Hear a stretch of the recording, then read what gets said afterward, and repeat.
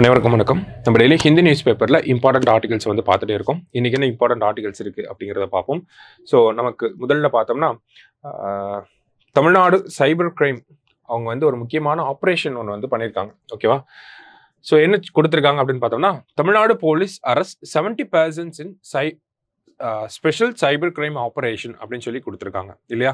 So இந்த special cyber crime operation இதோட பேர் என்ன வச்சுருக்காங்க அப்படின்னு பார்த்தோம்னா, ஆப்ரேஷன் திரை நீக்கு அப்படின்னு சொல்லி வச்சிருக்காங்க. ஓகேவா? தமிழ்லையுமே இதே பேர் தான். ஓகேங்களா? தமிழ் பேரை அப்படியே தான் இங்கே கொடுத்துருக்காங்க. டிரான்ஸ்லேட்லாம் பண்ணல.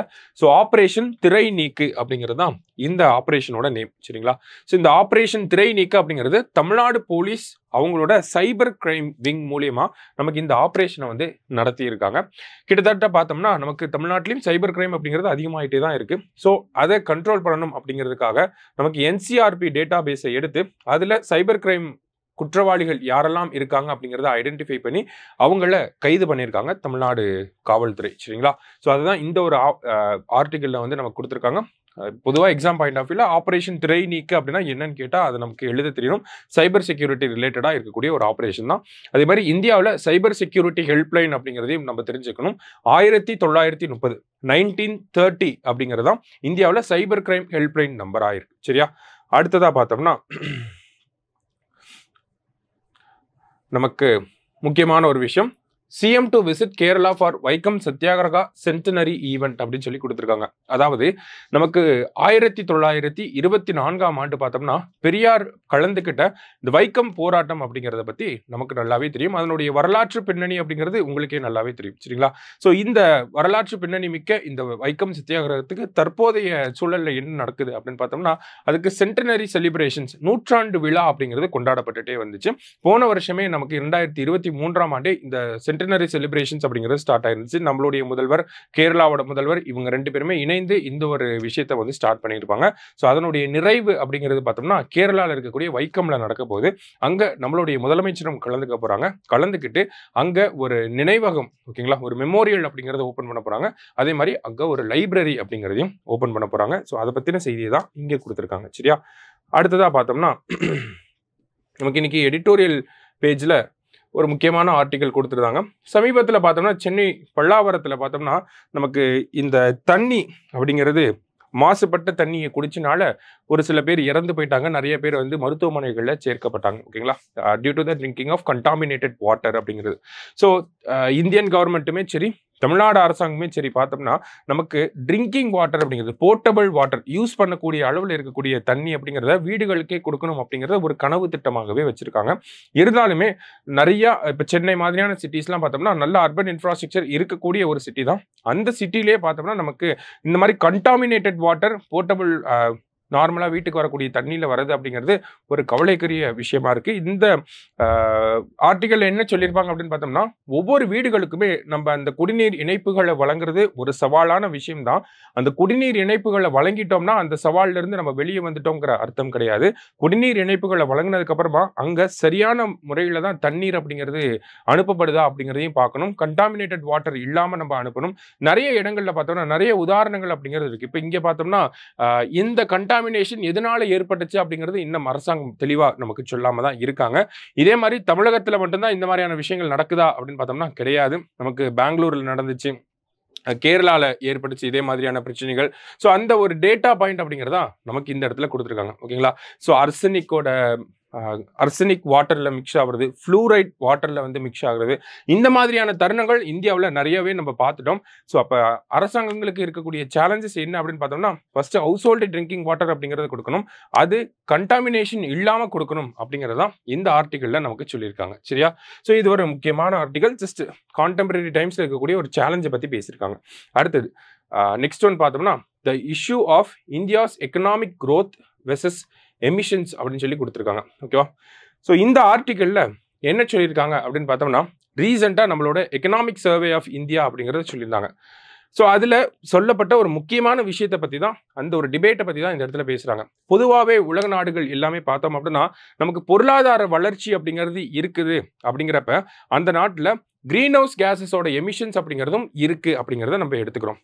உதாரணத்துக்கு பார்த்தோம்னா ஒரு நாட்டினுடைய பொருளாதாரம் வேகமான விகிதத்தில் வளருது அப்படிங்கிறத எடுத்துக்கிட்டோம் அப்படின்னா அந்த நாட்டில் கிரீன் ஹவுஸ் கேஸஸோட எமிஷன்ஸ் அப்படிங்கிறது பார்த்தோம்னா ரொம்ப வேகமான ஒரு ரேட்ல இன்க்ரீஸ் ஆகுது. இப்போ பொருளாதாரம் 10% இருக்கு அப்படின்னா கிரீன் ஹவுஸ் கேஸஸோட எமிஷனும் 10% இருக்கு அப்படிங்கிறது more or less accepted truth. ஓகேங்களா, பொருளாதார வளர்ச்சி அடைஞ்சதுன்னா கிரீன் ஹவுஸ் கேஸஸ் எமிஷனோட வளர்ச்சியும் எமிஷன் அப்படிங்கிறதுமே அதிகமாக தான் இருக்கும் அப்படிங்கிறது. ஆனால் நம்மளோட எக்கனாமிக் சர்வே ஆஃப் இந்தியாவில் என்ன சொல்லியிருப்பாங்க அப்படின்னா இந்தியா இந்த ஒரு விஷயத்திலிருந்து வெளியே வந்துட்டோம் அப்படிங்கிறத சொல்லியிருப்பாங்க. அதாவது இந்தியாவோட பொருளாதார வளர்ச்சி அப்படிங்கிறது 7% இருக்கு.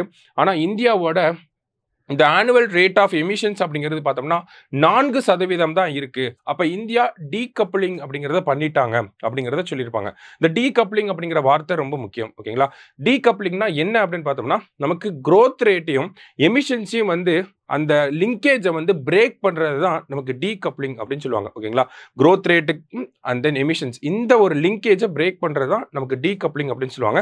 இந்த டீகப்ளிங் அப்படிங்கிறது உலக அளவில் பார்த்தோம்னா நமக்கு 2 விதங்களா இருக்கு. ஒன்று அப்சல்யூட் டீகப்ளிங் அப்படின்னு சொல்லுவாங்க, இன்னொன்று பார்த்தோம்னா ரிலேட்டிவ் டீகப்ளிங் அப்படின்னு சொல்லுவாங்க. So absolute and relative decoupling. Absolute டீகப்ளிங்னா என்ன சொல்றாங்க, நமக்கு பொருளாதாரம் வளர்ச்சி அடையுது ஆனா எமிஷன்ஸ் அப்படிங்கிறது கம்மியாகுது. ஓகேங்களா, பொருளாதாரம் அப்வர்ட் ட்ரெஜெக்டரியில இருக்கு, நமக்கு எமிஷன்ஸ் அப்படிங்கிறது டவுன்வர்ட் ட்ரெஜெக்டரியில இருக்கு. ஓகேங்களா, ஸோ அதை வந்து அப்சல்யூட் டீகப்ளிங் அப்படின்னு சொல்லுவாங்க.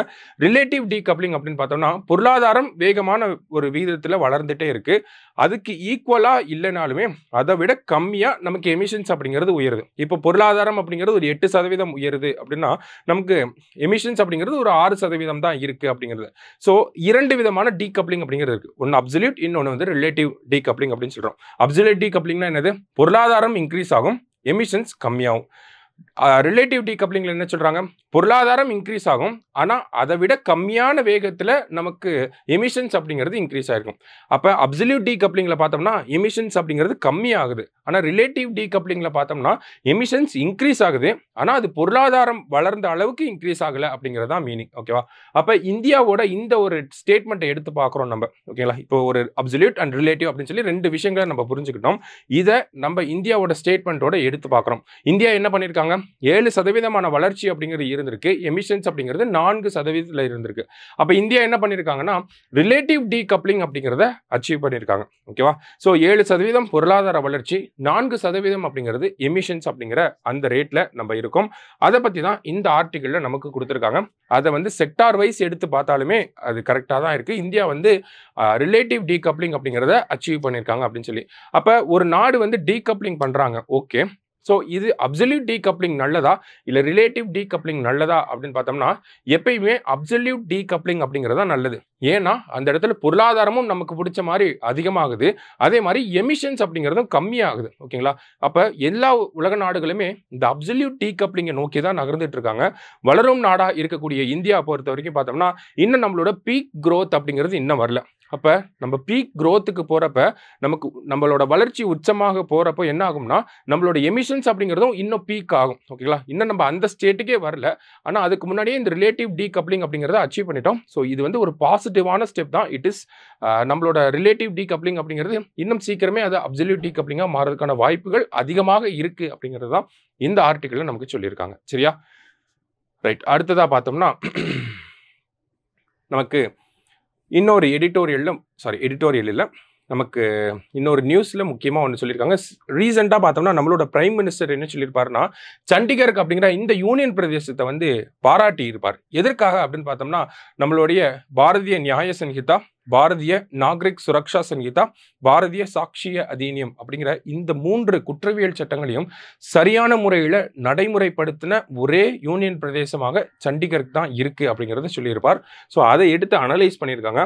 அந்த வகையில் சண்டிகருக்கு அப்படிங்கிறவங்க எல்லா ஸ்டேட்ஸ் அண்ட் யூனியன் டெரிட்டரிஸோட ஒரு லீடிங் ஸ்டேட்டாக தான் இருக்காங்க இந்த 3 குற்றவியல் சட்டங்களையும் நடைமுறைப்படுத்துறதுல. ஓகேங்களா, இவங்க என்ன பண்ணியிருக்காங்க அப்படின்னா கிரிமினல் ஜஸ்டிஸ் சிஸ்டம், அதாவது போலீஸ், ஃபாரன்சிக்ஸ் அண்ட் ஜுடிஷியரி 3த்தையுமே வந்து இன்டெகிரேட் பண்ணுறது அப்படிங்கிறது இந்த புதிய குற்றவியல் சட்டங்கள் இருக்கக்கூடிய ஒரு முக்கியமான விஷயம். அதை சரியான முறையில் பண்ணிட்டு இருக்காங்க. பொதுவாகவே பார்த்தோம்னா என்னென்ன ஸ்டெப்ஸ் எடுத்திருக்காங்க அப்படின்னு பார்த்தோம்னா நமக்கு போலீஸ் ஸ்டேஷன்ஸில் இன்டர்நெட் ஸ்பீட் அப்படிங்கிறத அதிகப்படுத்தி கொடுத்துருக்காங்க. நமக்கு இன்வெஸ்டிகேட்டர்ஸ் அந்த கேஸை விசாரிக்கக்கூடிய நபர்களுக்கெல்லாம் பார்த்தோம்னா டேப்லெட்ஸ் அப்படிங்கிறத கொடுத்துருக்காங்க. அதே மாதிரி போலீஸ் ஸ்டேஷன்ஸ்ல எல்லாம் வீடியோ கான்ஃபரன்சிங் ஃபெசிலிட்டிஸ் அப்படிங்கிறத கொண்டு வந்திருக்காங்க. இந்த மாதிரியான ஸ்டெப்ஸ் எடுத்தது மூலியமா நமக்கு கேஸஸையுமே வந்து சீக்கிரமா சால்வ் பண்ண முடியுது அப்படிங்கிறத சொல்லியிருக்காங்க. ஓகேங்களா? அதே மாதிரி சித்ரா கோஜி அப்படிங்கிற ஒரு சாஃப்ட்வேரை யூஸ் பண்றாங்க. இது என்ன சாஃப்ட்வேர் அப்படின்னு பார்த்தோம்னா ஃபேஷியல் ரெகக்னிஷன் சாஃப்ட்வேர். ஸோ இதன் மூலியமா நமக்கு கவர்மெண்டோட டேட்டா பேஸோட மேட்ச் பண்ணி பார்க்குறாங்க. இந்த குற்றவாளி ஆல்ரெடி ஏதாவது கவர்மெண்ட் கிட்ட இருக்கக்கூடிய குற்றவாளிகளுக்கான இருக்கக்கூடிய அந்த டேட்டா பேஸோட மேட்ச் ஆகுறாரா, பழைய குற்றங்கள் ஏதாவது பண்ணியிருக்காரா அப்படிங்கிற மாதிரியான விஷயங்களை கண்டுபிடிக்கிறாங்க. ஸோ இந்த ஒரு டெக்னாலஜியும் சண்டிகர் அரசாங்கம் பயன்படுத்துறாங்க. அதே மாதிரி டிஜிலாக்கர் அப்படிங்கிறத பயன்படுத்துறாங்க. டிஜிலாக்கர் பொதுவாக நமக்கு தெரியும், it is a cloud based wallet system of government of India. ஓகேங்களா? இல்லை நம்மளோட ஆதார் கார்டு எல்லா சர்டிஃபிகேட்ஸுமே வந்து டிஜிலாக்கர்ல சேவ் பண்ணி வச்சுக்கலாம். ஸோ இந்த டிஜிலாக்கரை இவங்க என்ன பண்றாங்க அப்படின்னு பார்த்தோம்னா கிரைம் சீனோட வீடியோஸை இந்த டிஜிலாக்கர்ல அப்லோட் பண்ணி வைக்கிறாங்க. ஸோ இதுவுமே வந்து ஒரு இன்னோவேட்டிவான ஸ்டெப்பாக பார்க்கப்படுது. சரிங்களா? ஸோ பொதுவாகவே பார்த்தோம்னா நமக்கு இந்த ஜூலை 1, 2024 தான் இந்த புதிய குற்றவியல் சட்டங்கள் அப்படிங்கிறது கொண்டு வரப்பட்டுச்சு. ஓகேங்களா? ஸோ அதிலே பார்த்தோம்னா இவங்க கிட்டத்தட்ட ஒரு 1179 எஃப்ஐஆர்ஸ் வந்து ரெஜிஸ்டர் பண்ணியிருக்காங்க. 245 சார்ஜ் ஷீட் போட்டிருக்காங்க. 4 பேருக்கு வந்து கன்விக்ஷன் அப்படிங்கிறதையும் வாங்கி கொடுத்துருக்காங்க. யாருன்னா சண்டிகர் மாவட்டம். கிட்டத்தட்ட இந்த லாஸ் பார்த்தோம்னா நமக்கு நிறைய அப்கிரேடேஷன், இன்ஃப்ராஸ்ட்ரக்சர்ல அப்கிரேடேஷன் அப்படிங்கிறது தேவைப்படுது. ஃபாரன்சிக் கேப்பபிலிட்டிஸ் எல்லாத்தையுமே வந்து இன்க்ரீஸ் பண்ண வேண்டிய ஒரு கட்டாயம் அப்படிங்கிறது இந்த சட்டங்களை நம்ம நடைமுறைப்படுத்தணும் அப்படின்னா தேவைப்படுது. ஓகேங்களா? அதனால மாநில அரசாங்கங்களுக்கு மத்திய அரசாங்கம் எவ்வளோ ஆண்டுகளை வந்து கொடுத்துருக்காங்க அப்படின்னு பார்த்தோம்னா இந்த சட்டங்களை முழுமையா இம்ப்ளிமெண்ட் பண்றதுக்கு 5 வருஷத்தை வந்து மத்திய அரசாங்கம் கொடுத்துருக்காங்க. ஆனால் அதோட ஒரு ஃபாஸ்டரான ரேட்லேயே சண்டிகருக்கு வந்து இம்ப்ளிமெண்ட் பண்ணிட்டு இருக்காங்க அப்படிங்கிறத நமக்கு சொல்லியிருக்காங்க. அதே மாதிரி சண்டிகரோட இந்த இம்ப்ளிமெண்டேஷன்லேருந்து நம்ம முக்கியமாக புரிஞ்சுக்கிறது என்ன அப்படின்னு பார்த்தோம்னா ஜீரோ எஃப்ஐஆர் அப்படிங்கிறது ரொம்ப எஃபெக்டிவான ஒரு மெக்கானிசமா இருக்கு அப்படிங்கிறத நம்ம புரிஞ்சுக்கிறோம். ஓகேங்களா? பாரதிய நாகரிக் சுரக்ஷா சங்கீதால நமக்கு இந்த ஜீரோ எஃப்ஐஆர் அப்படிங்கிற கான்செப்ட் வந்து சொல்லியிருப்பாங்க. ஜீரோ எஃப்ஐஆர்னா என்ன அப்படின்னா நமக்கு அந்த jurisdictional limit for filing a case அப்படிங்கிறது இருக்காது. ஓகேங்களா? இப்போ குற்றம் ஒரு இடத்துல நடக்குது அப்படின்னா அந்த குற்றத்துக்கு உட்பட்ட சரௌண்டிங்ல இருக்கக்கூடிய போலீஸ் ஸ்டேஷன்ல தான் நம்ம போய் குற்றத்தை வந்து அந்த எஃப்ஐஆர் அப்படிங்கிறத சொல்லணும். இதற்கு முன்னாடி இருந்த பழைய குற்றவியல் சட்டங்கள்ல பாக்குறப்ப இப்போ இந்த ஜீரோ எஃப்ஐஆர் அப்படிங்கிறது என்ன அப்படின்னு பார்த்தோம்னா நமக்கு ஒரு இடத்துல குற்றம் நடந்துச்சு அப்படின்னா இப்போ தமிழ்நாட்டில் குற்றம் நடந்தாலுமே நான் போய் எஃப்ஐஆரை கேரளால பதிவு பண்ண முடியும். ஓகேங்களா? அதுதான் இந்த ஜீரோ எஃப்ஐஆர் அப்படிங்கிற கான்செப்ட். ஸோ அதற்கு கீழே பார்த்தோம்னா இந்த செக்ஷுவல் ஹராஸ்மெண்ட் கேசஸ் எல்லாமே ஜீரோ எஃப்ஐஆருக்கு கீழே நிறைய ஃபைல் ஆகுது அப்படிங்கிறத சொல்லியிருக்காங்க. உதாரணத்துக்கு பார்த்தோம்னா அந்தமான் நிக்கோபார்ல ஒரு பெண்மணி வந்து செக்ஷுவல் ஹராஸ்மெண்ட் அப்படிங்கிறத ஃபேஸ் பண்ணியிருக்காங்க. ஆனால் அவங்க கேஸை பதிவு பண்ணது என்னன்னா சண்டிகர்ல வந்து பதிவு பண்ணியிருக்காங்க. ஸோ அந்த கேஸ் எல்லாம் விசாரிச்சு அந்தமான் நிக்கோபார் ஸ்டேஷனுக்கு அந்த ஜூரிஸ்டிக்ஷன்ல உள்ள ஸ்டேஷனுக்கு வந்து இங்க இருக்கக்கூடிய போலீஸ் ஸ்டேஷன் விசாரிச்சு அனுப்பி விடுறாங்க. ஸோ இதனால என்ன ஆகுது அப்படின்னு பார்த்தோம்னா நமக்கு செக்ஷுவல் ஹராஸ்மெண்ட் விக்டிம்ஸ்க்குமே வந்து இந்த ஜீரோ எஃப்ஐஆர் அப்படிங்கிறது ரொம்ப ஹெல்ப்ஃபுல்லாக இருக்கு அப்படிங்கிறத நம்ம புரிஞ்சுக்கிறோம். சரிங்களா? ஸோ இந்த மாதிரி நிறைய விஷயங்களை நமக்கு இந்த ஆர்டிக்கல்ல கொடுத்துருந்தாங்க. ஸோ சண்டிகர் இதை வந்து ஒரு பாயனியரிங் ஸ்டேட், ஒரு முன்னோடி மாநிலமாக, ஒரு முன்னோடி யூனியன் பிரதேசமாக இந்த குற்றவியல் சட்டங்களை நடைமுறைப்படுத்திட்டு வராங்க அப்படிங்கிறத நம்ம இந்த ஆர்டிக்கல்ல இருந்து புரிஞ்சுக்கிறோம். சரிங்களா? ஸோ மற்றபடி பார்த்தோம்னா இன்னைக்கு நியூஸ் பேப்பரில் இருந்த முக்கியமான விஷயங்கள் இதெல்லாம் தான். அதே மாதிரி சிரியாவில் பார்த்தோம்னா ஆட்சி மாற்றம் அப்படிங்கிறது ஏற்பட்டிருக்கு. சிரியாவில் ISIS போன்ற தீவிரவாத குழுக்கள், நிறைய தீவிரவாத குழுக்கள், மிலிட்டன்ட் குரூப்ஸ் அப்படிங்கிறவங்க இருப்பாங்க. ஸோ அவங்க டமாஸ்கஸ், சிரியாவோட கேபிட்டலாக இருக்கக்கூடிய டமாஸ்கஸை கைப்பற்றி இருக்காங்க. கைப்பற்றினது மட்டும் இல்லாமல் என்ன பண்ணியிருக்காங்க அப்படின்னு பார்த்தோம்னா அவங்க அந்த இடத்துல வந்து பசர் அல் அசாத் அப்படிங்கிற பிரசிடென்ட்டை வந்து அவருடைய ஆட்சியை வந்து முறியடிச்சிருக்காங்க. சரிங்களா? அதுதான் இந்த இன்டர்நேஷனல் லெவலில் இருந்த முக்கியமான ஒரு விஷயம். ஸோ இன்னைக்கு நியூஸ் பேப்பரில் இருந்த முக்கியமான ஆர்டிகல்ஸ் எல்லாத்தையுமே பார்த்துருக்கோம். தேங்க்யூ.